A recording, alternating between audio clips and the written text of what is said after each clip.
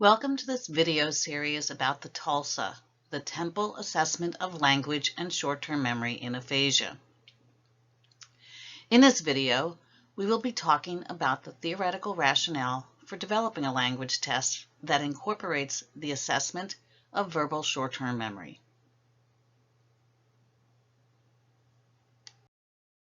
There are a total of 9 short videos divided into 3 general areas: theory, assessment, and treatment.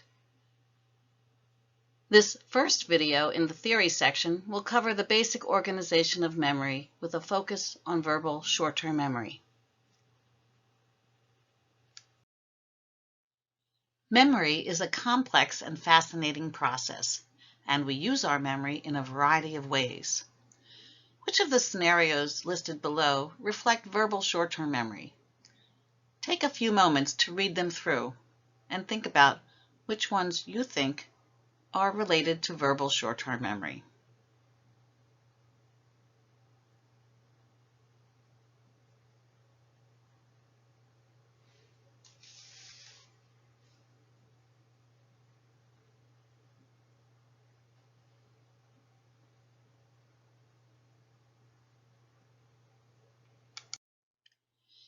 If you guessed these 3, you are correct.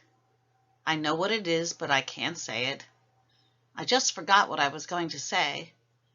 And can you repeat what you just said? The other scenarios depict different forms of long-term memory that we will discuss a little later on.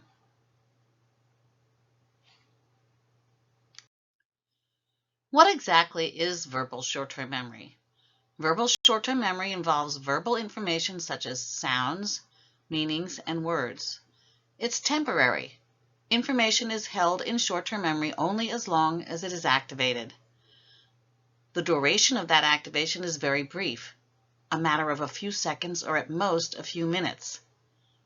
And finally, short-term memory has a limited capacity. We can only generally hold on to 7 plus or minus 2 items at a time in short-term memory.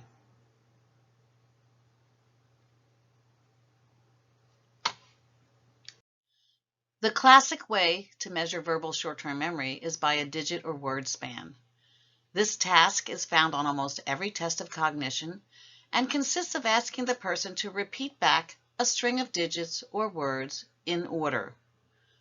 Verbal short-term memory capacity is affected by the type of information to be recalled.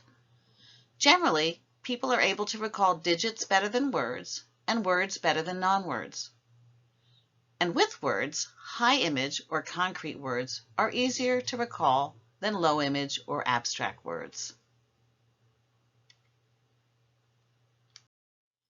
Working memory is a skill that is closely associated with short-term memory. In fact, the distinction between the two is somewhat fuzzy. But most researchers describe working memory as involving manipulation of the information that is activated in short-term memory.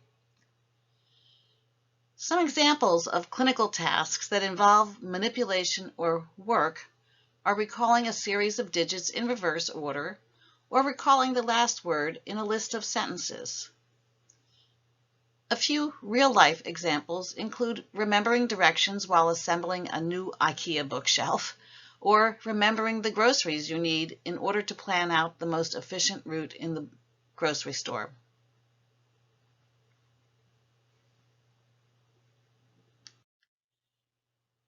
It's important to keep in mind that verbal short-term memory is a domain-specific skill.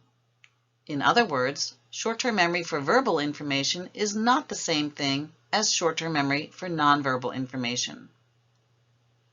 People with aphasia nearly always demonstrate impairments in verbal short-term memory, but their nonverbal short-term memory is often unimpaired or much less impaired. A common way of measuring nonverbal short-term memory is with the Corsi-Block span task.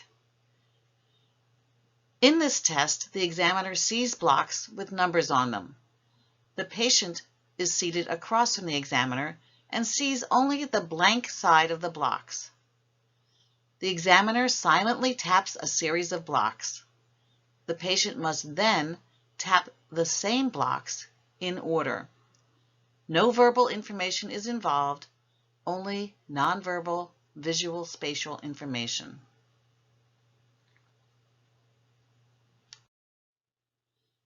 So how is short-term memory different from long-term memory? As you recall, short-term memory lasts from a few seconds to at most a few minutes. Long-term memory, on the other hand, lasts for a matter of hours or years or even a lifetime. Short-term memory is temporary. The information fades from short-term memory after a few seconds or minutes, while information in long-term memory is often stored permanently. Short-term memory can only hold a small amount of information at a time, but long-term memory can store unlimited amounts of information. Information moves back and forth between short-term memory and long-term memory. Encoding is the process by which new information is moved from short-term memory into long-term memory, and retrieval is the process by which information stored in long-term memory is brought back into short-term memory. There are many different types of long-term memory. Here are some of the scenarios from earlier in this video. Procedural memory is memory for how to do things, like how to ride a bike. Semantic memory stores conceptual knowledge about the world, like the fact that an avocado is a fruit. And episodic memory is memory for events that happened to you, like recalling the movie you saw last week.